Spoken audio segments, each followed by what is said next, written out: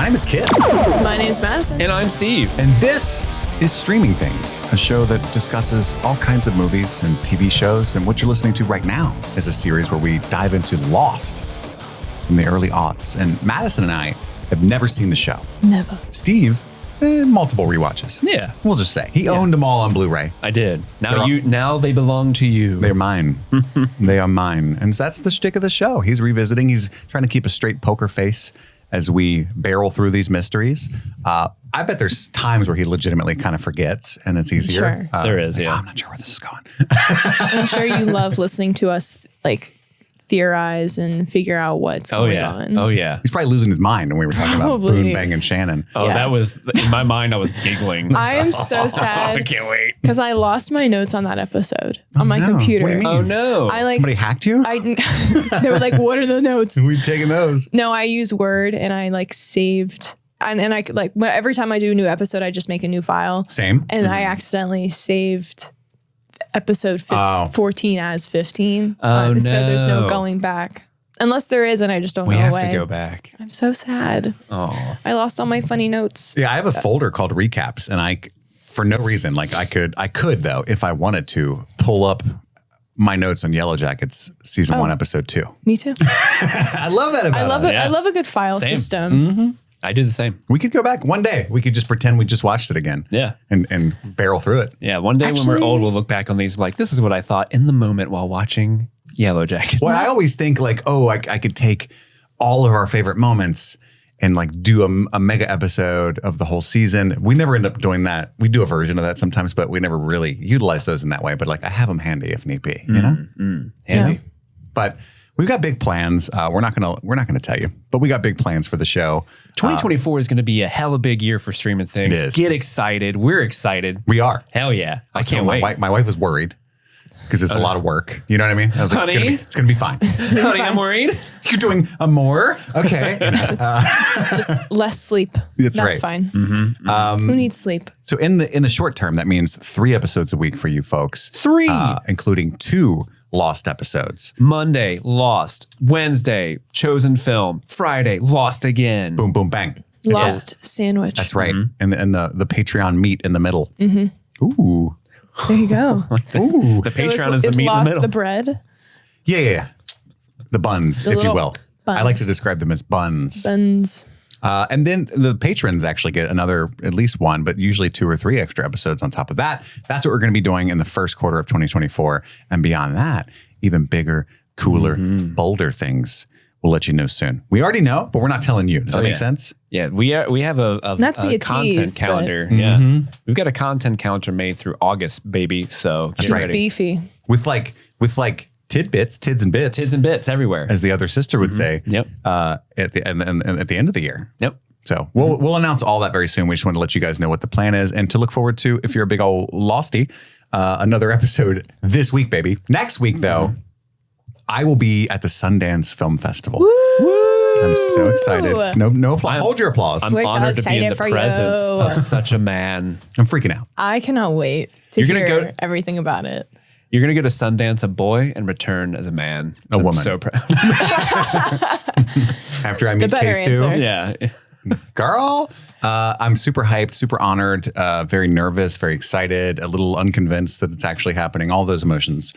But I will not be here for the next 2 Lost episodes is what that means because they're recording. No, I'm kidding. I'll be with the Mormons in The inmates Utah. are running the asylum next week, Madison. But yeah, man, I they asked me to do a bunch of cool stuff, interview some of my favorite directors and a lot of good So movies there. amazing. Most of you are aware Kristen Stewart has 2 movies there and she's receiving an award. No big deal. No big deal. It's not like my favorite person in the world. I'll be stalking other than you my later. wife. I can't wait for you guys to become besties. I know, right? It's going to happen. I did reach out to my team and was like, hey, because they were like, hey, we're going to be sending you opportunities throughout the next few days. And I was like, Steve knows I operate under a shoot your shot philosophy of life. Yeah. And I was like, hey, just throwing that out there. If you get any Kristen Stewart interview tidbits, throw those my way, please. And then I put that would be more important to me than literally anything else you could imagine giving me an opportunity for at this festival. And they're like, oh, okay. I'm like, seriously. Nice. I'd literally not even go other than just to do that. I would fly home afterward if you wanted me to. Okay, Guy, you're coming on strong. We're actually putting you on a stay away from her list. It's the opposite. You want to see her new movie? Oh, it's 4 blocks down that way. You get into a cab that takes you to the next city. I like how I'm wearing the fucking Case Do shirt during this conversation accidentally. Damn it. Anyway, all jokes aside, lifelong goal of mine, super hyped. A lot of good movies. I haven't seen them yet. Proud of you. Thanks, guys. So excited for you. Yeah, we'll see how that goes. But this is Lost, episode 15, Homecoming. We're going to talk about our overall thoughts. We're going to switch it up a little bit. We're going to talk about our overall thoughts and then do a scene-by-scene, play-by-play recap and reaction. And then we've got 4 segments at the end this time. Beach Please. Beach Please. With Steve. Mile High Club moments. Our top 3 favorite moments of the episode. Our Passenger Princess, the best performance nomination. And Lost and Found, where we keep track of all the mysteries that have been unraveling and whether or not they've been solved. And if you're paying attention, I lied. That's exactly what we do every time. I was going to say, what's going on? I know I had you going. You were like, oh no, you're switching it up. Oh. I'm not prepared. What's going on? That's right. So Madison, what did you think of episode 15? We're well over the midpoint of season 1 here. Where you at? Homecoming. Where you at? I hated this episode. Ooh. I usually try and stray away from like saying hate, but like I really highly dislike. Can't avoid it this time. This episode. Pure hatred. It was just really bizarre. I personally didn't care for the flashback they did with Charlie. I thought it was very out of character. Like where they were going with his character in previous episodes, this just kind of like made him overly like obsessed and creepy. Like the whole trope of like, I need to take care of you. Like was really came out of left field for me. Like I understand it. There were hints of it previously, but they just really leaned into it. And I think they're trying to justify him shooting Ethan, which like I personally think you didn't even need the flashback bits to justify him shooting. I think having him shooting him without having that backstory. Maybe I'm wrong. Maybe that's not the reason they included all that backstory.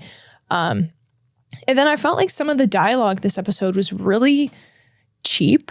I don't know, like not saying that like there hasn't been cheap dialogue previously, but I just feel like the script of this episode was just very bad. I don't know. But yeah, I overall, like it was, I didn't like it at all. The only redeeming quality I liked from this episode was the action scenes where they all had the guns and they were like going on. Boom, boom. They all had the guns. They were strapped up. Like, and then we love a good.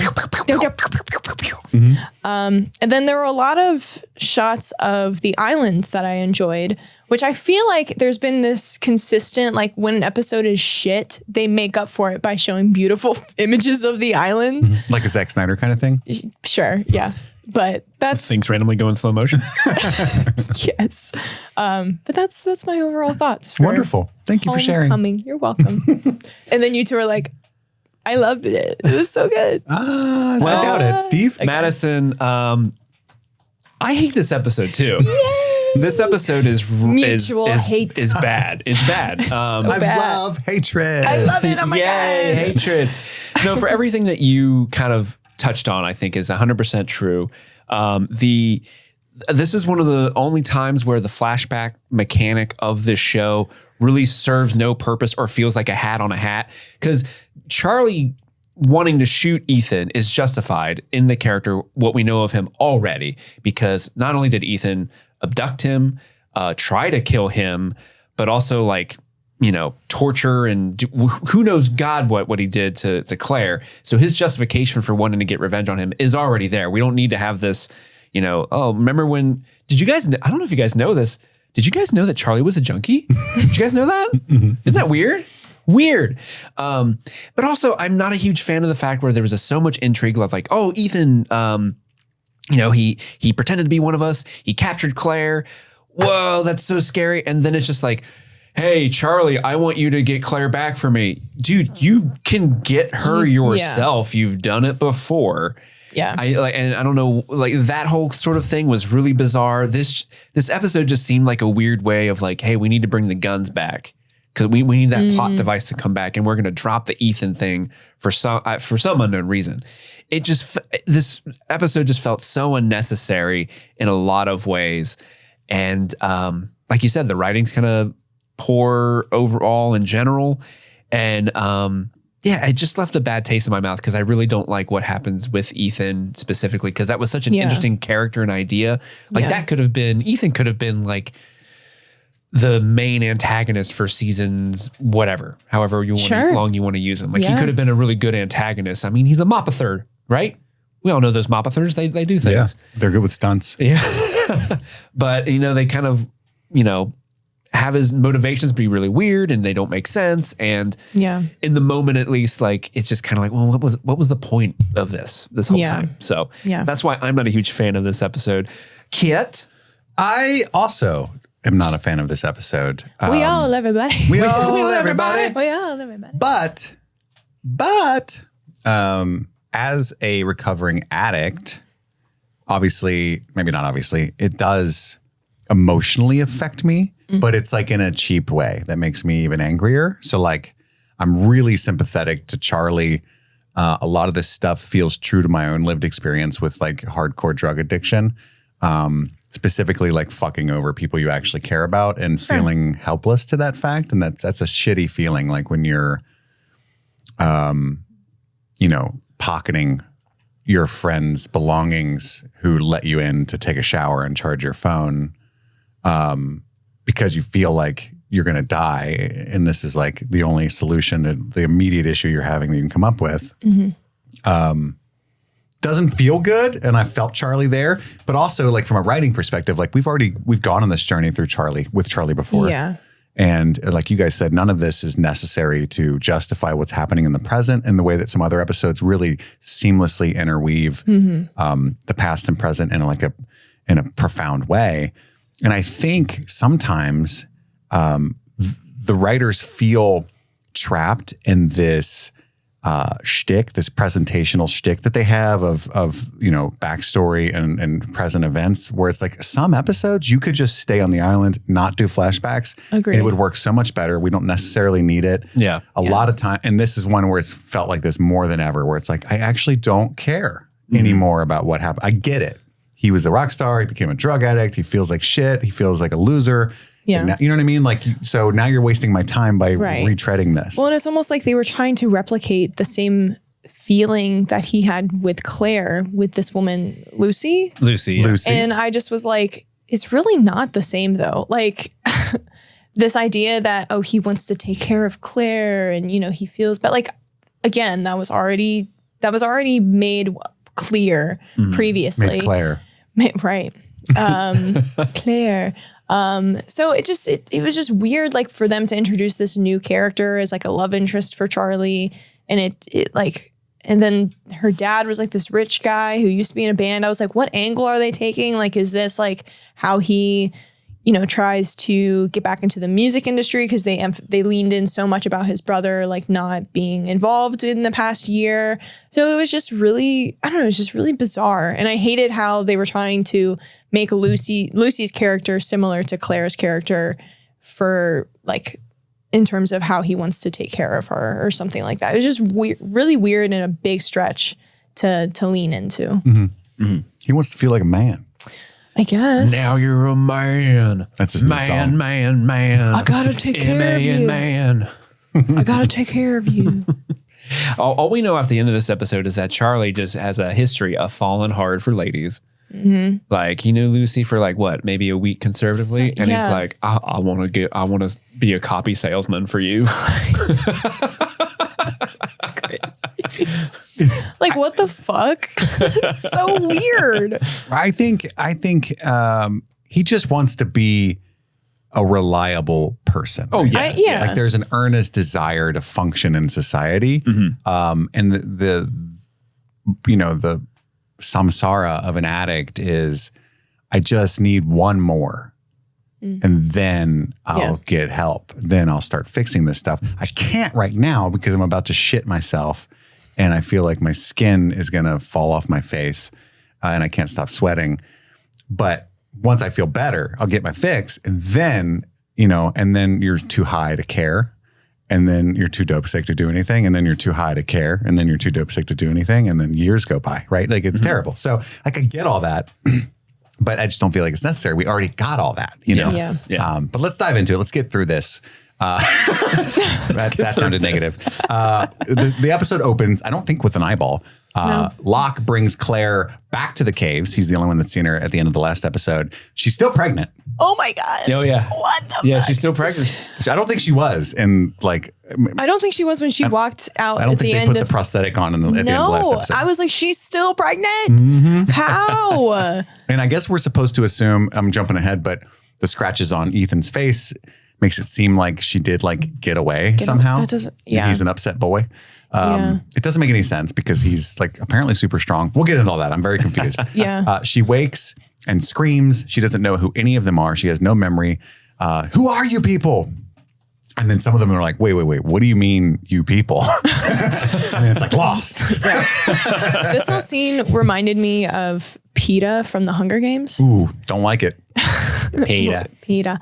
But when he was like stung by the what are they called? Oh yeah, when he jackets? gets like brainwashed into being an assassin of Katniss. Yeah. And then it was this part opening It's up where giving PETA. it's giving PETA from the Hunger Games. But then Jack, when he's like trying to help Claire, he's just like, wake up now. And I'm like, bro, come on. He's washclothing her. I know. That's the move. Yeah, but it's just like that. How he was saying it, delivering it was weird. Anyway. Wake up. Yeah. Slaps the shit out of her. Wake up, bitch. I'm a doctor. God, why'd you bring up PETA? I'm sorry. No, it's like a thing that bothers me because Gen Z has this whole, probably rightfully so. I love the Hunger Games series, mostly Catching Fire, right? But there's like this whole thing where Gale is actually like a toxic piece of shit. And which one's Gale? He's Liam Hemsworth. Oh, okay. And PETA is like, everybody loves PETA. But when I watched the series as a young man the first time, it was like, yeah, Gale sucks. If anything, I want Katniss to end up with Jenna Malone's character. Like that would be ideal for me. Yeah. But also PETA's like, it sucks. Like it's such a white bread boy. You know what I mean? Like, he's so boring. But everybody fucking loves Josh Hutcherson and the generations below me. But I saw The Beekeeper recently. Okay. Jason Statham. I'm going to build a bunch of bees. Which is fucking awesome, by the way. They're going to sting you. That movie is batshit crazy. It's awesome. But Josh Hutcherson plays the villain. And he's like a Bitcoin crypto bro, like billionaire with a skateboard kind of kid guy. Okay, that's tracks. And the whole time I'm like, this is the real Josh Hutcherson. But when I reviewed the movie, I was too scared to make those jokes because the masses fuck with him heavy. And I didn't want to like, what did you, because I made a joke about when I saw the new Hunger Games. I was like, there's no really good characters in this movie. It's a decent movie, but it's like, it's a bunch of PETAs. And like the comments were like, what does that mean? You know, PETA's a saint. And I'm like, okay, he's a fucking kid that like bakes bread and, you know, right. Definitely doesn't know where the G spot is. But you can, you know?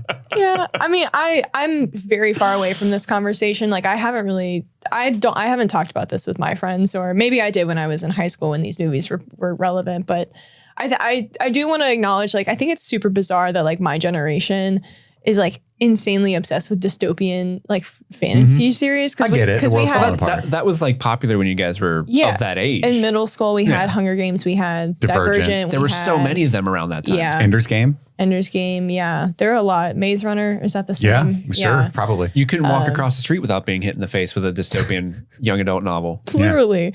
Anyway, we've derailed. And then you're like watching The Road, like, where's PETA? It's so dark. There's no humor. Are they eating that baby? They are. Okay. So then anyway, she doesn't know who Ethan is either. She remembers none of it, right? She's talking to Jack and Charlie. The last thing she remembers is being on the plane, which was, as we find out in this moment, almost a month ago, right? And I love that we cut to Jen and Son, and Jen, who does not speak English, is like, what's going on? Like, we don't acknowledge often the fact that he knows literally nothing. 10% of what has occurred up to this point in the show. And Son knows all of it. And she doesn't want to let him know she speaks English. So she's like, oh, I think probably fine. It's fine. There's no polar bear for sure. You know, this might be spoilers for later, but this is one of my favorite moments of the episode. It's just this little, like, what's Sun and Jin doing over here? Like, that little aside is so good because it shows that Jin's like genuinely concerned. Like, is that woman okay? Is her baby okay? Yeah. And then when They're all sus about it. they are. And then when Sun's like, oh, I think the baby's fine. That little look he gives her is like, girl, I don't think it is. girl. Yeah. He's like, it couldn't possibly be fine. Where, you know, like Right. she's had no vitamins. Like her folic acid, it has to be super low. Anytime they cut to the beauty that is Daniel Day Kim, and Sun's gorgeous too. So like, I love, there's some of my favorite Sun's characters. fine. We don't get Sun's enough of fine this. She's fine. She could be there. Yeah, she's good eye candy. She compliments him well. So I definitely don't hate anytime they cut to those characters, but Beautiful people. we cut to Locke, who I love. Boone is such his bitch. He's so impatient with Boone's dumb questions. I know everything you do, Boone. No idea. Apparently. Sure.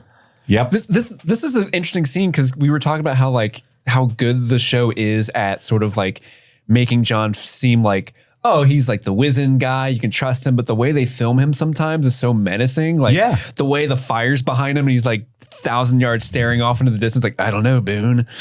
Like, That's what I think the best analog for the way Locke is usually used in this show is Dr. Manhattan, honestly. Yeah. Because Dr. Manhattan is seemingly kind of evil, but is actually just operating on a higher level of knowledge, right? It's who Elon Musk thinks he is, you know? And so that is Locke. Elon Musk listens or watches that Watchmen scene of Dr. Manhattan becoming himself. He's like, I get it. Mm-hmm. That's like when I bought Tesla. Mm-hmm. I am become Musk, distributor of memes. I'm tired of this planet and all the people on it with their problems. I will build a new one. Buy a Cybertruck. SpaceX. To save Cybertruck will take me where I need to go. Everyone will have blue check stickers on them for $8. for $8. Charlie gives Claire her journal, and he's like, this should tell you a lot about how we're friends and stuff. I mean, I assume. I have no idea what's in there. It's weird. The last Page 26 though, amazing. The last couple pages, it looks like your handwriting style changes. Yeah. You definitely wrote those though. It's Right. completely. She reads it and she's like, I'm in love with Charlie. I love blowing Charlie, but the R's are backward, you know. I usually dot my I's with hearts, but that's not the case on these pages. Why is it chicken scratch? It's underlined. I must have been drunk, pregnant and drunk when I wrote that. It's a bad combo. Yeah. Yeah, he tries his best though. But hey, guys, Ethan, he's the bad guy. He's the bad guy. He tells her more of her recent past, and she asks about Ethan. And he's like, "Yeah, he's the bad guy. Yeah, he's the villain in the show." And then he looks at the camera, and she says, "So we're friends." And it's an interesting way that Dominic Monaghan plays this scene because you could almost read it like he doesn't like that definition of what they are, you know, friend zoned. Yeah. But also it's like kind of touching. Like he's like, yeah, we're friends, but that would suck because that's like his only friend. And now she doesn't remember. I do not like amnesia as a plot device. I don't either. And this show uses it egregiously often, but I don't know the source yet. So maybe it will be okay. Like, but it feels like K and J from the Men in Black are at Ethan's camp, just neuralizing everybody. That's what the smoke monster is. It's just the two of them rolling around in that black truck. Tommy Lee Jones. Cadillac that they have. I need you to look right here. Yep, that's fair. And we cut back to the past. It's Charlie doing drugs with Tommy. Fucking Tommy. Love the imagery of London. It was like the London Bridge. London Tower. I love your appreciation of the establishing shots and cinematography in this episode. I love it. You're like, that's all I got with That's this one. the only redeeming quality of this episode. And Tommy's like, it's time to put you to work, sweet ass, and slaps his butt cheeks. So what they do is he hustles women in like a Sawyer-esque way, but in more of a prostitute way. And then he puts on You All Everybody on the jukebox. He's got that drive shaft riz. He does. And he starts rizzing up all the ladies. Oh, did you know I wrote this? This is my song. You guys are trying to have an orgy? We all, everybody? We all, everybody.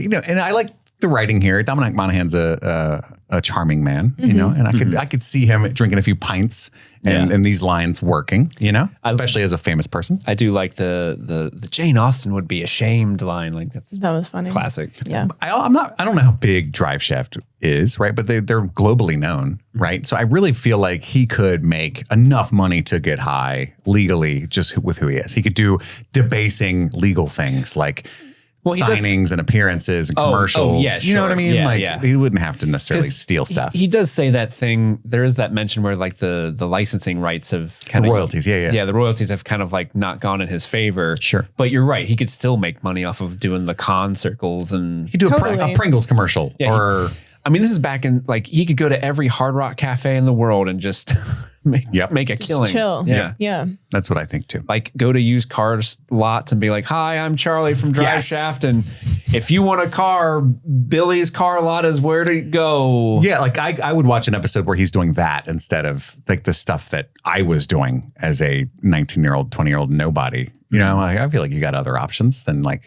petty theft. Yeah. But back in the present, Saeed is the voice of reason. He's like, do we trust this pregnant bitch? She didn't. How did she escape? She's pregnant. Amnesia is super rare. And it's a little bit lazy writing. Maybe like the doctors in the Discord will be in agreement with this. Maybe they'll be in disagreement and annoyed. But I kind of hate the thing that TV does where it's like Jack's a doctor, right? He's I think, spinal surgeon. Yeah, he's definitely a surgeon. Yeah. And so he has a little bit of knowledge of like all things medicine, but he specializes in spinal surgery.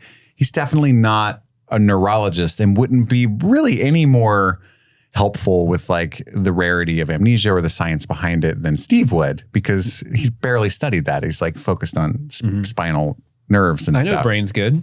But he's like, they're like, oh yeah, I don't know, man. It's pretty rare, but I know a lot about, no, you don't. It's you possible. didn't study that branch of medicine. You a liar. It's like, my buddy's a lawyer, right? It doesn't mean he knows like maritime law.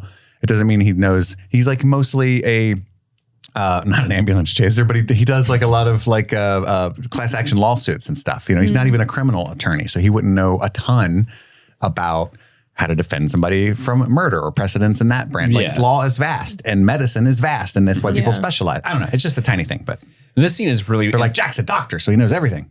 This is a scene where I love that all these characters are getting together and they're planning stuff. Like that aspect of it is fun.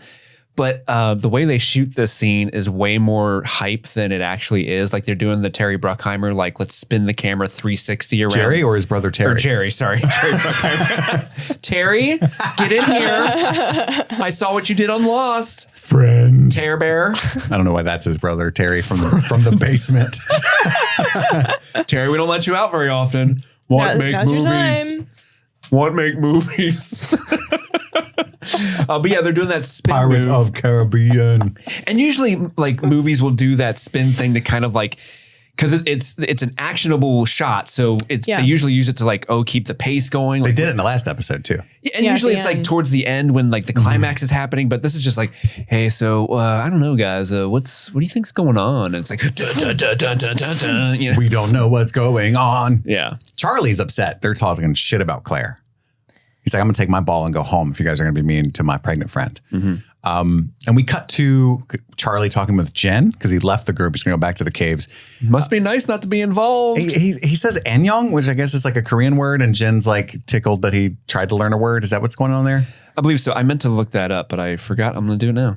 Or it's maybe his favorite author. Oh, yeah. Annyeong in Korean is hello. Oh, okay. So he says Annyeong, and then Jen's like, that's cute. Wasn't that a Arrested Development joke? Like there was a Korean boy that they like adopted, and they thought his name was Annyeong because he just kept going into the room and saying Annyeong to people. Oh, and they would say it back to him, and they're like, "Where's Annyeong? Annyeong," and he would say Annyeong back to him. No. Like, that was the joke in Arrested Development. I've never seen Arrested Development. Oh, it's a great show. But you may have just pitched that. It's a great show. That was so funny. People love that show. That's where the famous meme, like she gives the money to Annyeong and goes, "Here, go see a Star War." Like that's where that comes from. They hear rhythmic whooshing. That's what the caption said. I wrote that down too. That's so funny. But it's like a slingshot move. And Ethan, we find out, hits Jen with a rock in the chest, which knocks him out and makes no sense. And Ethan looks all bloody, wants Claire back. And you guys pointed out it's a little silly that he wants Charlie to go get her instead of Jen. Like, it's obviously not going to go your way. It's obviously they're going to like set you up. Yeah, just go get her, dude. Go get her. You've done it plenty of times in the past. Yeah, you're like And Daredevil Claire's, like, strong. not remembering shit, and she's like just wandering around by herself. So I'm sure he definitely could have gone. Could have. She didn't remember anything. Maybe he's having like a crisis of confidence because this pregnant woman escaped him and bested him, and now he's like, I don't know if I can do it anymore, guys. I used to be the guy that can Matt Murdock my way into caves and steal people. He's like a street level superhero strong. He's not like Omni-Man. Right. He lifts Charlie, who's a little guy, but still with one hand on the tree and like feet off. Like I'm talking to Madison because Steve knows the answer, and it's going to be tough for him to respond. We're supposed to understand that he has an abnormal strength at this point, right? Like that's the point of showing that shot, right? I mean, my interpretation of Ethan's character, at least what I'm theorizing has happened with him up until this point, is he's lived in this island for years. And so I just think through living on this island, he's just fucking jacked. Or he's from there. We don't even know what the island is yet, right? He's a superhuman of the island. Ripped the others. It's just weird. It's weird that they did this because the tone of the show is not one where, if this was like an 80s action film or something and somebody choke lifted a guy, and I'd be like, that's just what happens in these kinds of movies. Yeah. But in this movie, it's like, and Ethan doesn't even look, and we've already seen him like beat the shit out of Jack. So but then in this, was it this episode that Jack beats the shit out of him? He does. That's what's weird about him losing the fight later is because they established this like, kind of thing. Yeah. What's going on with this guy? Oh, never mind. Yeah. Not as strong as a doctor who with willpower. I would say the idea of him being some supernatural strong like strength, I feel like it's possible. Yeah. It's implied. So Charlie tells the rest of the group what just happened, and Locke says they needed to post up, get sentries, tell a select circle the wagons. Yeah. And Locke's pretty smart. He's like, we don't know if Ethan's alone. Like what? Like there could be a whole army. That's what I'm thinking. A whole army of Moppethers out there in the jungle. Yeah. A whole army of Ethans. It's guaranteed that he's not alone, right?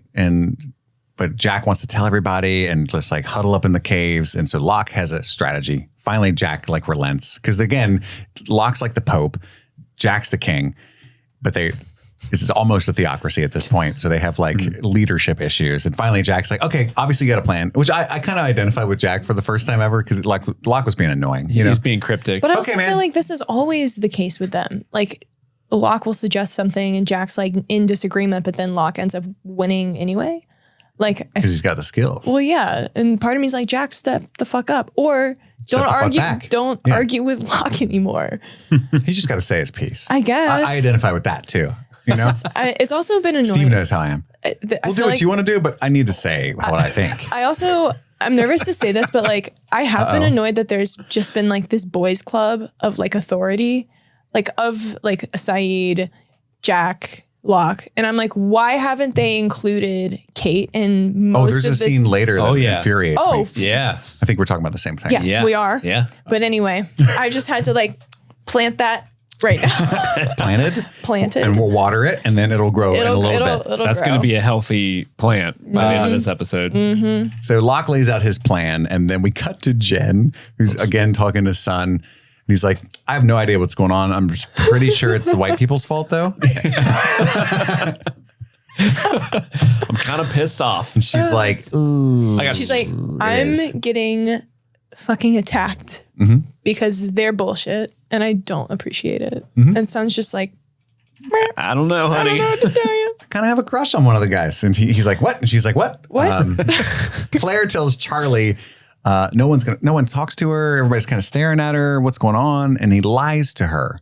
And he feels really bad about that. You can tell. He's like, no, definitely nothing going on. Definitely nobody with super strength that wants to kidnap you. Friends don't lie. We learned that. Yeah, we learned that. Friends don't lie. Stranger Things. Yep. That's true. But it's like, did Charlie tell everybody in the camp that? I was confused why other people weren't talking to her. Yeah, because Locke said we have to tell everybody, right? And so apparently everybody meant everybody except Claire. Even fucking Shannon, who will spill the beans. Yeah. Don't tell fucking Shannon. Definitely don't. Shannon will talk. She will seek out the person She's you're not big in the supposed to drama. Brother fucking Shannon is gonna start some shit. Fucking Shannon. Oh, God.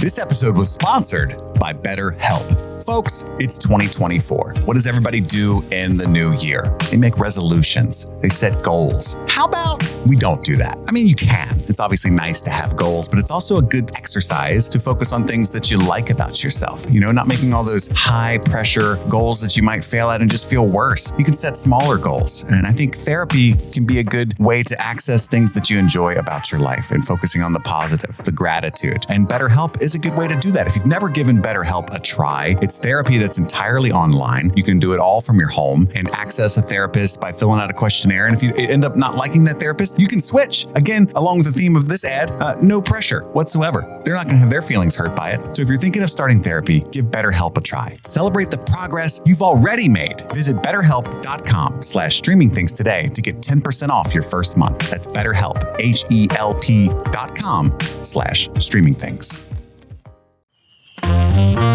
Happy New Year, everybody. New year, new chances to be thankful for everyone around us. And we are so thankful for every single one of our Patreon members. But now it is time to give a special shout out to our super patrons for the month of January. So thank you so much to Sebastian Generale, Sean Callahan, Stanton Valentino, Bryce Coppin, Susie Callahan, Anthony Corona, Infamous, Sunshine, Huckleberry Cauliflower, Mike from New Hampshire, Brett X, Emily Scarano, Lil Tickler, Svento7, Jay Scramo, Haley Anderson, AK Ashley Ray, Adam Busby, Wendy O'Laughlin, Jason Hawkins, Big Butthorn, Conrad, Kaylee Sampson, Rabbit Dog in a Barbie Car, Charlie Friday, Alexis Adler, Peaches, Emmy, Haley B, Joe Velez, Michelle, John Collins, Amber McVeigh, Amanda King, Trisha Bueller, Sunloving Mortal, Suzanne Rode, Lauren Waller, Jen Robinson, Kalisha Reeves, Aaron Armstrong, Kevin Strother, Orion Moore, Ashley Powers, Stephen V, Casey McCain, and Enza. Thank you all so much. And with that, let's get back to the show. Back in the past. Back in time. I know. I was waiting. At Lucy's house, Charlie's looking for valuables. He finds the cigarette case of Winston Churchill. Yeah. Yeah. On the beaches. We will fight him on the beaches. We will. Hold on, I got a light. I was going I have to take a big toke of old Toby. Old Toby. Finest weed in a shot farthing. And Lucy is like way too into Charlie. I love Dominic Monaghan, but he doesn't have that much riz. No. Like she's immediately like, come in my mansion. Look around by yourself. But come meet my dad. He's a rock star. That immediately like gives you plus 10 charisma. That's true. Yeah. If this were like Baldur's Gate. Yeah. But to move this quickly and inviting somebody over to meet your dad seems a little sus. Yeah, you don't meet the dad before sex even? Nothing? Right. Yeah. Not even a quick shag? Yeah. A quick shag, if you will. Yeah. Why'd you go full Sean Connery there? I don't know. Quick shag. A quick shag. Come into my mansion. I'll show you a very good time. Do you want to have dinner with my father? And then we'll shag down. Look at Winston Churchill's cigarette case. By that, I mean my dick. The sun never set on the British Empire, so we have all day long.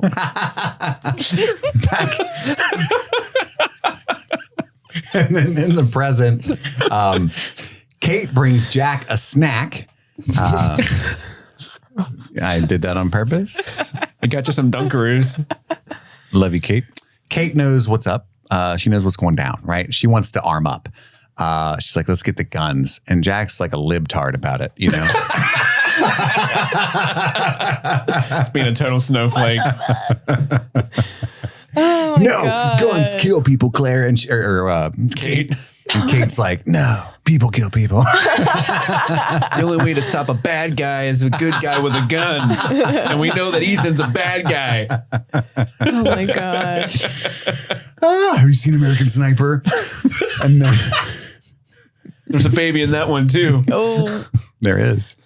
And then We cut to the group. They built fires. They got tripwires. They got volunteer sentries. There's a weird scene. I don't know what's up with Twinkie Boone. I really do not. I love this scene. Because he's like, I'll stand guard. And Locke's like, cool, don't fuck up. And Boone's like terrified. And then it cuts.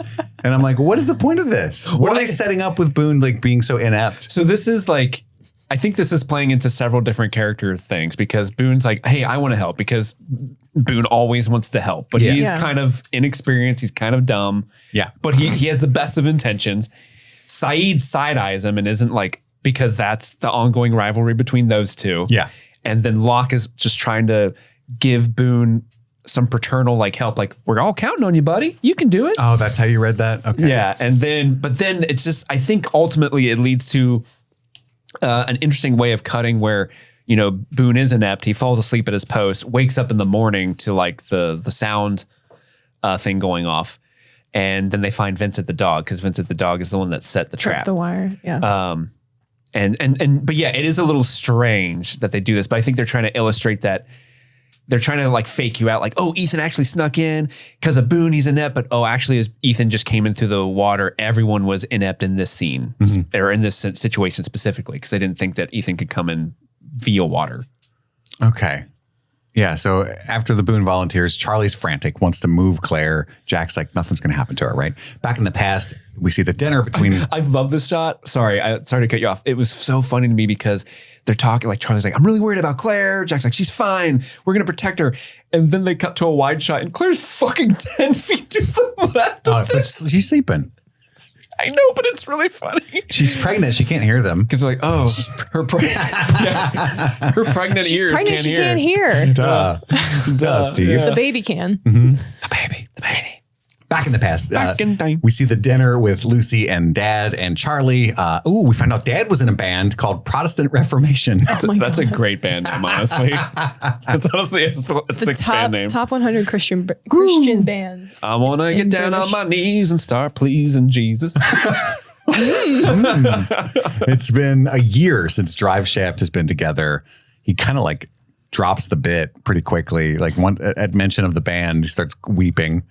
Actually, I'm dope sick and I'm not a rock star anymore. Says I want to do a solo project. And then in my notes, I put, I all myself. Ooh, I all myself. That would actually be good. Maybe like a George Harrison kind of thing. It might work. Yeah. He did have that I, me, my song. Yeah. Yeah. I, me, my. That's a banger. It is. He tells, he goes back to the bar, tells Tommy, plans off. I took a job selling copiers.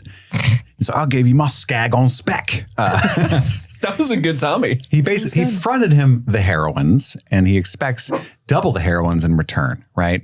And it's Friday. He's like, how are you going to go to work on Monday without a fix?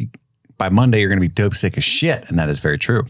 Back in the present, Boone is very seriously on watch. He's taking it super seriously. He's not going to fuck up at all. And I put into my notes, Saeed should most definitely be allowed to have a gun, you know. Oh, yeah, for sure. Yeah. He's killed many men. Many men. Yeah. As 50 Cent would say. Have they given guns out yet? They haven't. Not yet. Okay, that's what I thought. I do like the editing of Boone falling asleep because, you know, it's a really quick cut where he's looking around, he's falling asleep, and then boom, it's daylight. And he's immediately panicked. Like that to me resonated as like whenever you wake up, like, oh, my alarm didn't go off. Ah! And you just like that, that freak out. I thought that was effective. And if that's what they were going for. I also liked the ominous coverage of the camp, like seeing everybody on guard. It was like, it reminded me of I don't know, just kind of like when you're playing a video game and it does like the campaign view of like, oh, your next mission is like to infiltrate this camp.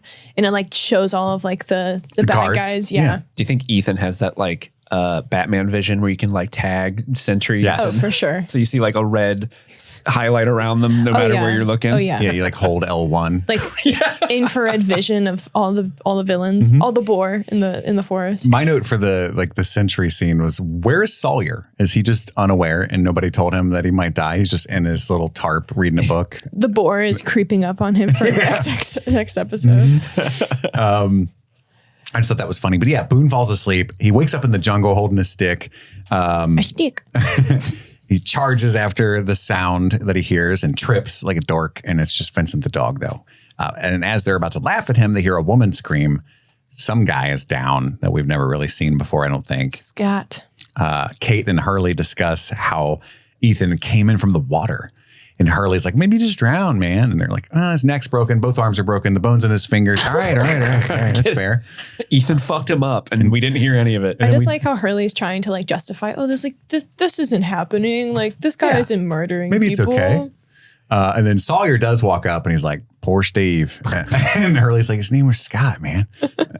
Loved it so much. Is Hurley becoming Argyle? Well, we just found out the bad news that Argyle is not going to be in season 5 of Stranger Things. Yeah. So it's been on my mind a lot. Yeah. And then we get Scott Jackson's funeral. And then Hurley weirdly mentions that he also called him Scott the whole time. Or Steve. Or Steve the whole time. I have in my You're notes, doing it too. I have in my notes, it's giving Yellow Jackets. Yeah. Because the part where they were, giving half-assed eulogies. Yeah. Well, a lot of Lost was inspired Yellow Jackets. Yeah. By the way, I just watched Society of the Snow. Did you guys watch that movie? I haven't, but it's on my list of movies to watch. Very good. It was a movie in the early 90s called Alive, was like a whitewashed version because it's a real story of this Uruguayan rugby team that crash landed in the Andes, had to survive for months and ended up like eating each other and stuff. That's a real story with real living survivors today who talk about it. And that is the story that inspired Yellow Jackets, which I don't know if we ever knew that. I think we might have talked about that at one point. I think we might have mentioned briefly early on, but like we didn't really dive into so like it. Society of the Snow is people were like, it's just like a Yellow Jackets with dudes. And I'm like, yeah, that's the story that inspired the show Yellow Jackets. So we'll pin it and then talk about it for Yellow Jackets season 3. That's right. But it's a great movie. Society of the Snow on Netflix. It's on Netflix. But any hoozle, back in time. No, we're not. No. Everyone's staring at Claire. Yeah. Claire's in the caves. Wonder why everyone's looking at her. You're a pretty what? lady. You're a pretty lady. What? And you're glowing. You're pregnant. Shannon's. Why are you so obsessed with me? Shannon lets the beans out of the bag. Of course. And then Claire's mad at Charlie. You didn't fucking tell me? Somebody's going to kidnap me with superpowers? So like nobody told you that guy's coming to kill you again? Do you think my brother's hot? I do. But also, I think it was so, this just occurred to me, like, why wouldn't they tell her? Because it's like, she doesn't remember Ethan. She doesn't remember what this guy looks like. For all, like, they know, Ethan could come into the camp and she could think. I'm your best friend. Yeah. It's like, why wouldn't you warn her that, hey, maybe don't wander out in the woods by yourself? I'm the father of your baby. Come on. Right. I'm the real Charlie that you wrote about in your diary. Yeah. Yeah. Or like something like that. I just feel like that was such a stupid logistical thing for them to do. I agree. It was a ham-fisted way to have Charlie. Like it's one of those like weaving the past and present threads that they try to do every episode, but this one was so clumsy. Yeah, it's very forced. Yeah. Back in the past. Back in time. Charlie is withdrawing heavily. He's dressed in the suit that Lucy bought for him to go to work. They're really hammering it home that she's a good person. He keeps staring at Churchill's cigarette case, and then she's like, "Oh, I'm going to drive you to work," after he steals it. Right? It's so painful. Yeah. Back in the present. Do you think he was planning on not even going into work? Like, because he's like, I'll just take the bus. Do you think he was planning on not even showing up? I don't think absolutely was not going to go to work. Yeah, I wasn't going to do it. And there's no chance I would go to work in that state. Like, it's not an option. He shouldn't. He should have like showed up, and the first person should have seen him and been like, "Dude, are you fine? Yeah, you look rough." Yeah, literally sweating bullets right now. Yeah. But in the present, Jack says he has a way to get the advantage back because Locke's like, "Look, man, we're at a disadvantage here. He might have superpowers. Charlie told me. They know the island better, blah, blah, blah." He flew in from the sky, and that's how he got Scott. And Scott got. So he shows Locke the guns. Load. Locke looks so fucking happy when he cocks that gun. Yeah, he does. Did you use the joke lock and load as well? Because I wrote that. That's sick. Lock and load. That's why we are brothers from another mother. We're on the same wavelength. Nice. Always. You could see the erection in Locke's face when he The looks don't at Jack tread and on smiles. me flag just like unfurling in the back. Don't step on snake. Actually, fun little tidbit. If you listen closely in the scene, you can hear in the background, America. They want to use Claire as bait, and Claire says, "That's cool." I'm mad at Charlie anyway. Charlie is like trying to like speak for her, saying, "No, like we're not doing that." And Claire's like, "Excuse me, I'm right here, 10 feet my away. plan's better. I heard you the other night. My You body, thought I my was choice. sleeping, but I wasn't." I was awake the whole time. Yeah. My pregnant ears are actually sharper than a normal person's. I believe that. Back in the past. Oh, real quick before we go. Nope. As they all are walking away, I was laughing so hard because it's focused on Charlie kind of like grimacing at everybody, but you can still hear Jack talking. And I don't know if this is something they wrote in the script or if they were like, hey man, just riff, say whatever. But if you listen to Jack, it sounds like he's a dungeon master. He's like, okay, Saeed, you're going to be the soldier. I need you as the soldier. Locke, you're the hunter. Oh, so he's like, he's divvying up like D&D roles. Like Claire, you're the mage. You're pregnant. It's a fun game. They got to pass the time somehow other than golf. That's so funny.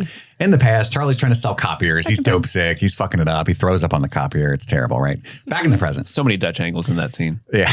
Locke, he wants a hand with each gun, right? So Jack gives one to Sawyer. And Locke says specifically, it's a terrible line. We got 4 guns. We need 4 men.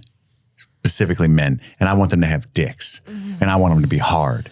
And I like, what is going on right now? Locked, as this cocked, episode and ready to unload. is going, I'm like getting so mad.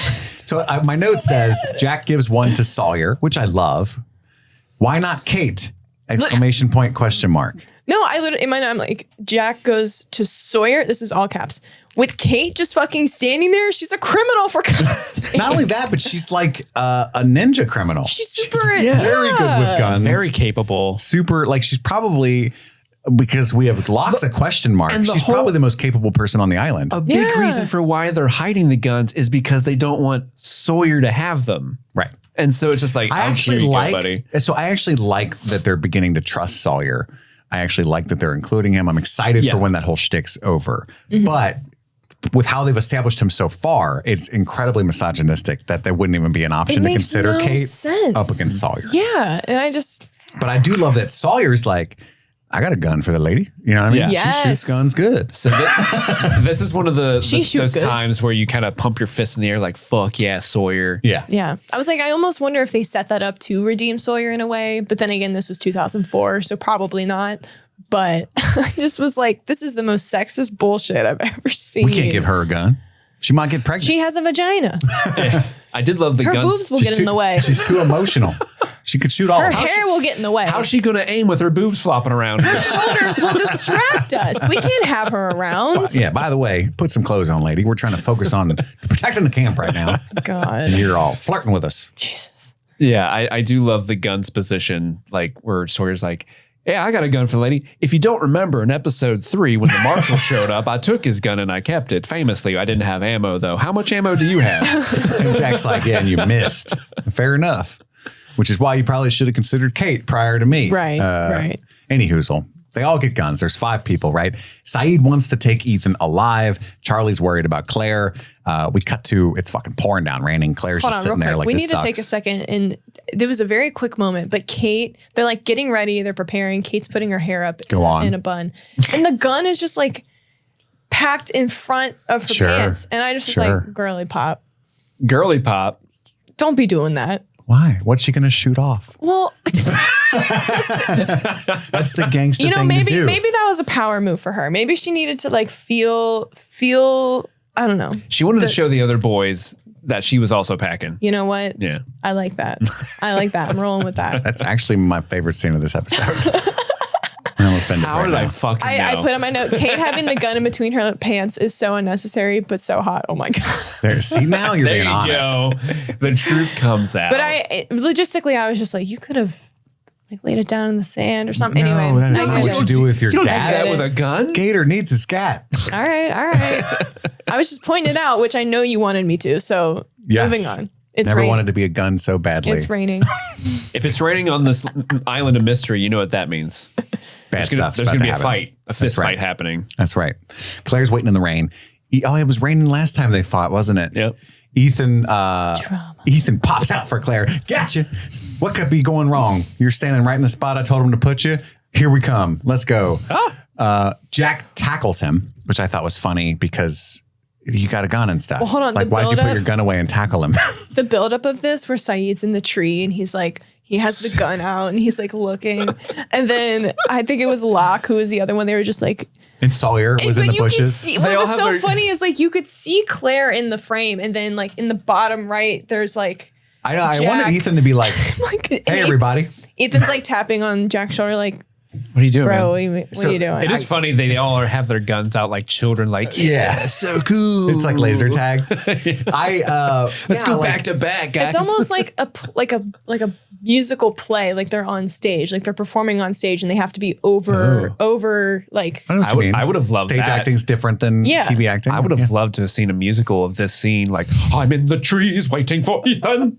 Actually, I'm in the dirt, also waiting for Ethan. Do you think that would crush like the musical revival of our adaptation of Lost, episode 15? It would crush, yeah. Specifically, just episode 15. I think so. I don't know who any of you are. Oh, Claire. Yeah.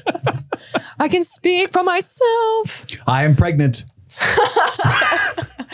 I can't hear. So I'm pregnant. Yeah, exactly. Could somebody call Lin-Manuel Miranda? We need this. Yeah, it's a silly scene because Ethan could just pick them off one by one and then take Claire because their plan sucked, especially because he's probably a superhero and he pops up like the fucking butler in Mr. Deeds, John Turturro, all the time. Like, hello. That was a really deep cut that I didn't even know was coming. I'm here for it. I'm here for it. Now I'm thinking about like Hawaiian Punch water fountains. Wow. Have you never seen Mr. Deeds? No. Highly recommended. No.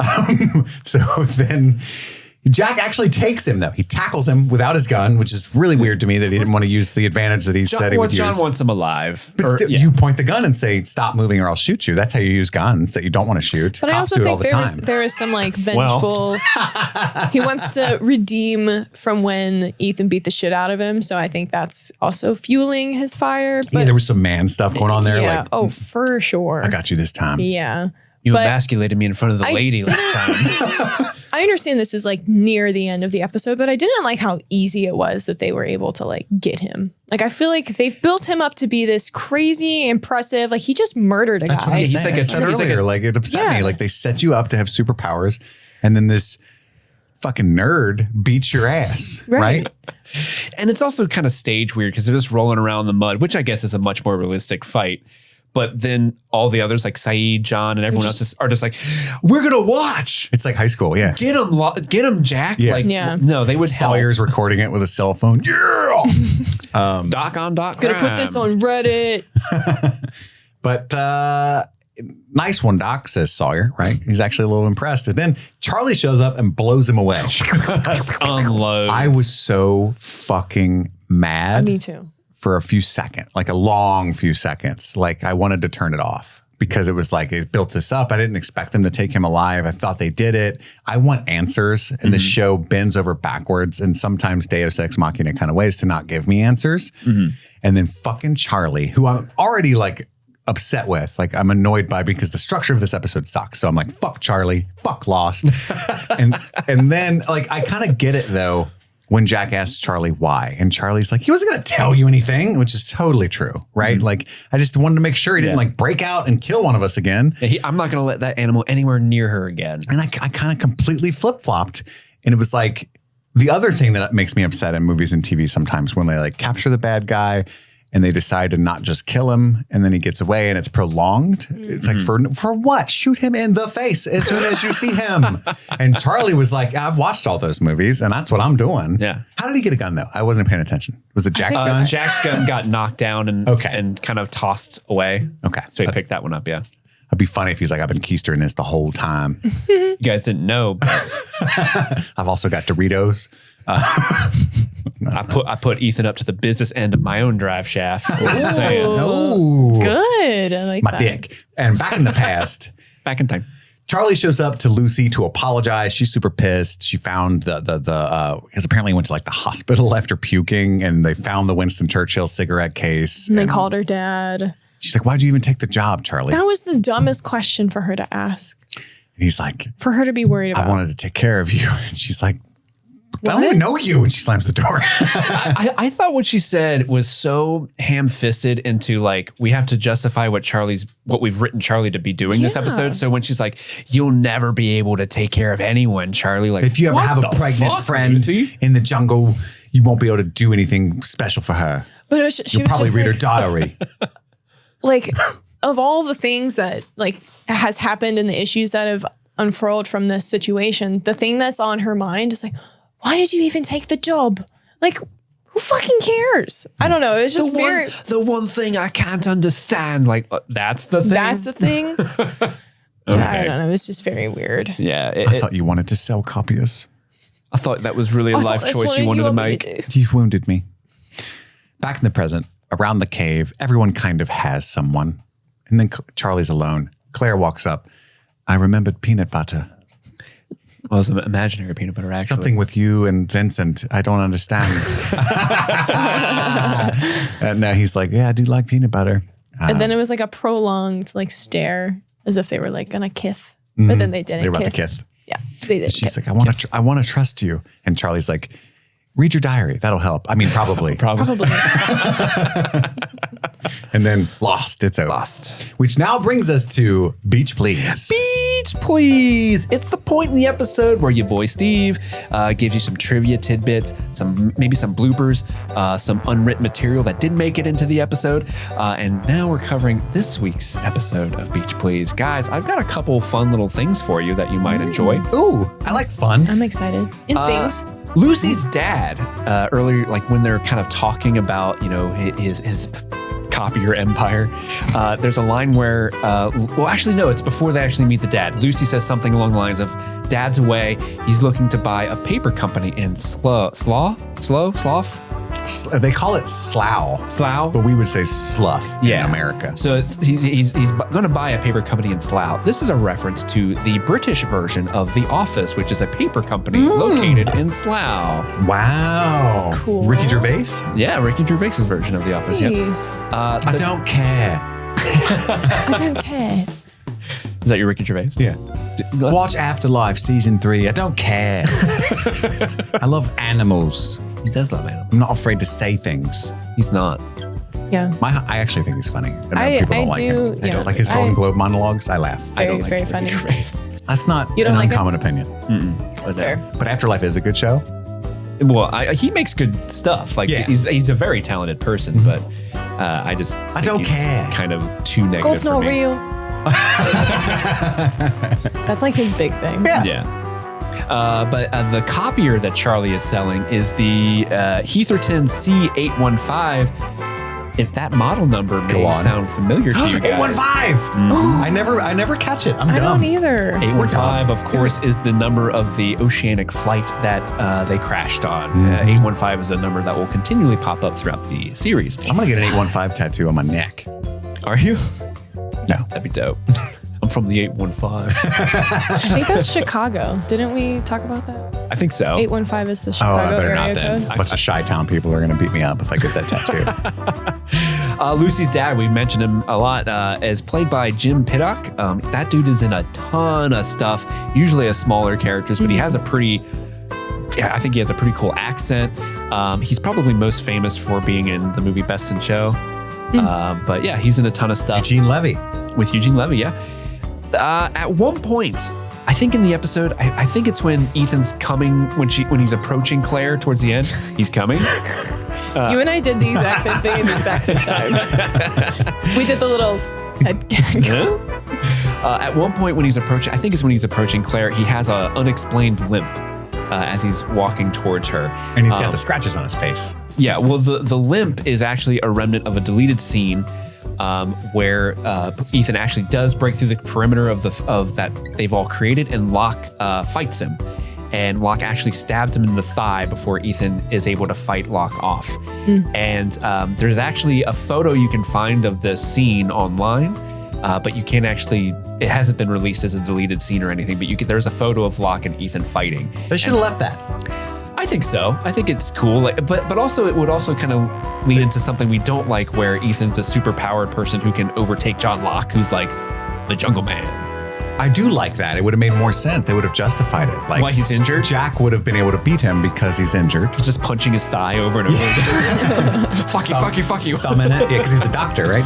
Your hematoidal artery, or whatever. I made that up. This is a little factoid I found on Lostopedia. I don't know how true it is, but I thought it would be interesting if it was true. And that this episode is the first time since the episode White Rabbit where every cast member appears in the episode.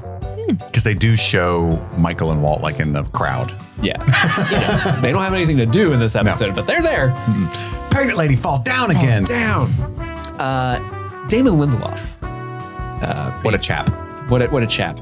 Has admitted that this is his least favorite episode of the entire series of Lost. We agree, Damon. In fact, I found a quote, and here it is. He writes, somebody asked him what was his least favorite episode. He says, quote, "Oh my God, I think my least favorite episode is the episode that we did in the first season called Homecoming. It's when Claire comes back from having been in the jungle for a couple of days after she was abducted by Ethan, and he comes after her. The backstory is Charlie is trying to go straight and he's selling copiers. At the end of the episode, he shoots Ethan. I wrote that episode and it's my least favorite episode of the show ever. Homecoming, I think, was flawed on almost every single level that an episode of Lost could be." Wow. So even Damon Lindelof, his own episode that he admittedly wrote himself, is his least favorite one. I'm happy that we're good at finding shitty the turds stuff. Yeah. But also, what a mensch turds. for picking one he wrote. Like, that's very political. But yeah, he also could have been like, that one dude, I hated him. Yeah, fired his ass. Yeah. Worst thing I ever read. Yeah. And I hope his life sucks. Speaking of the episode not being good, I did look up that like season episode ranking that we've been kind of referencing, and this episode is ranked 16th out of 24.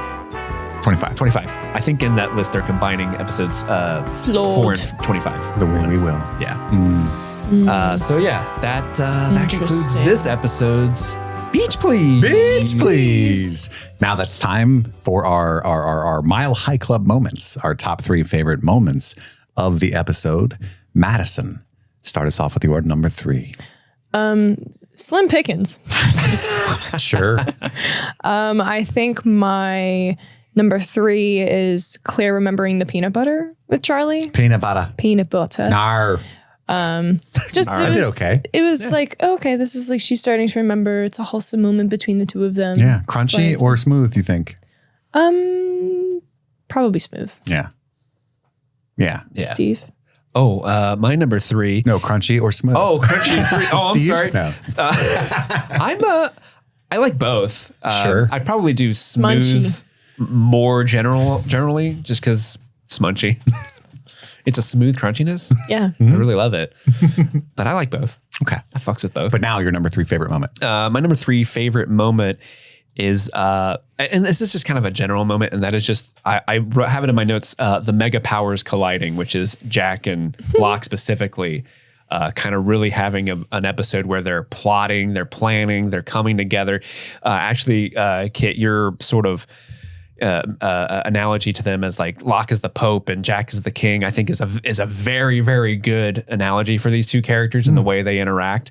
Because it only gets more and more and more as the series progresses. These two are often... Are they going to Walking Dead it and like split off into other camps? I'm not going to say that. I'm not going to spoil things for you. The answer is possibly. Sure. Maybe. Anything's possible. Anything's possible in this world. But just seeing them come together, especially in that gun scene where, John Locke is like, I feel alive with a gun in my hand. I vote third party. John Locke is a total libertarian. For sure. Oh, yeah. What's your number 3? My number 3 is the dude that was Scott. Hurley's, that whole scene's interesting and funny to me because Kate's like, his genitals were removed and stuffed in his mouth or whatever. They kept going and going and going. And Hurley's like, he just all right, drowned. man, whatever, man. All right. How long did Ethan fuck with this guy? But there's the culminating in Sawyer, who's quickly becoming one of my favorite characters. And then, dude, that was Scott. Jorge Garcia's delivery is always on point for some comedic relief. And so that was my number 3. Funny ass shit. Madison, you're number 2. My number 2, again, just kind of silly, but silly. But Charlie trying to sell the copy machine and then throwing up on it. Mm-hmm. I just thought it was like, this is happening, but also I'm entertained. I think it's an interesting scene, and seeing him have to act that out was, I'm sure, very, very fun to do. Yeah. So that's my number 2. My number 2 is that quick little aside between Jin and Sun early on in the episode where Sun's like, is she okay? Is the baby okay? Because, really, we haven't had the best sort of introduction to Jin's character. Like for the first several episodes, you were like, oh man, I hate that guy. He's really mean to Sun. He's like combative towards people. He seems so toxic, and now he just seems so handsome. He's always been handsome, but now that toxicity is being removed a little bit. You know what I'm saying? I'm like, damn, I kind of just want to fish with him. Yeah. I want to fish with him too. I want him to pee on my leg. I was going to say, what are you about to say? Just pee on it. Just pee on it. Just pee on it. Pee on my leg. But yeah, that's one of my favorite moments. It's a good character moment for Jin and Sun as well. And it was just very quick but effective. My number 2 is the lock and load section of the movie. Just Locke, so goddamn happy. An eagle comes out. Yeah. It just screeches. Like the one from Colbert Report. Yeah. Jack's like, I assume you know how to handle that. And then just does this like, he like twirls it and spins it like fucking Doc Holliday. I'll be your Huckleberry. It's fucking Revolver Ocelot from Metal Gear Solid out of nowhere. Yeah, it's just a great scene. It's hammy, but amazing. And of course he knows how to handle it. God damn it. It's Locke. Any hoozle. That's my number 2. Madison, what is your favorite moment of the episode you like the least? My favorite moment, I think the only redeeming moment from the boys club is when Sawyer gave Kate the gun. I just was like, yes, fucking finally. Yes. Yes, queen. Me Too movement. We love that. Give the girl a gun. Hashtag time's up. Me too. Me too. But yeah, after being so furious with just like everything that was happening prior with like the guys being like, yeah, we need 4 men to have these guns. And then Sawyer's like, here's one for the lady. I'm like, fucking finally, shit. Oh, yeah. But yeah, that's my favorite moment. Madison, that is my favorite moment as well. Yay! Sawyer giving Kate the gun is so awesome because we love a feminist. Yeah. Who knew? Sawyer. Of all people. Speaking of feminism on the show. And seriously. And he just that little sly smirk he does because he just knows like y'all are being really fucking dumb right now and none of you know it. And I'm happy I get to be the one to rub it in your faces. Kate, you're the most qualified person on the show. And she goes. Other than maybe John Locke, maybe. Kate is the only one of them. Well, I guess Saeed is also qualified. I mean, he was a literal soldier. But still, Kate 100% should have that gun from the jump. And the fact that Jack's like, I'll do it. I'm good with my hands. I do surgery. Like, dude, fuck off, Kate. Shut 100%. Up. Yeah. 100%. Yeah. She's Saeed is a soldier. Mm-hmm. John's like Ron Swanson. Which is not to say I build furniture on the weekends. Sometimes I will fight a boar with my bare hands. But I don't need this gun. Kate's like Danny Ocean. You know what I mean? Like, right. It's like a whole new level, So I think they're the trifecta. But yeah, I'm with you guys. My number 1 is also that, but more specifically when she's putting up her hair and tucks the gun. Yeah. Shows her package. We all everybody? Yeah. We all everybody. Woo! Now, our passenger princess for the episode is tough. I think it's a tough one. Madison, who are you going with? I had a really hard time trying to figure out who I would give my passenger princess to. And I've decided, I guess I will give it to Dominic Monaghan. Monaghan. I feel like he's the only one, like the only actor that really stood out in terms of like having to be, there's just the wide range of things he had to go through. Like being an addict, trying to maneuver like Claire and her emotions. So, and he was predominantly throughout the whole entire episode. So I'm giving it to Charlie. I'm also giving it to our boy Dominic. I mean, I don't like what is written for him. I don't really care about what's happening, but he is doing really solid work. He's making chicken salad out of chicken shit, right? He's doing the job. Shit like salad. And I have to give it to him because I mean, and truthfully, like everyone else is so kind of like in and out of scenes. And if they're usually like, what are we going to do about Ethan? What are we going to do about Ethan? So not a lot of opportunity for other people to kind of flex their acting chops. Mm-hmm. And so really Charlie's the only character really doing anything in this episode. But I still don't want to take that away from Dominic, who I do think is doing the best with what he's being given. Very well said. I want to give it to Evangeline Lilly's prop gun. Just the prop gun? Yeah. What's holding you back? Sitting in her pants? I don't want to take away all everybody from us. Well, I think Dominic Monaghan's like a sure vote. Right. And that's the only one I got. If I'm not allowed to use the prop gun. So this is kind of like a We all everybody. Yeah.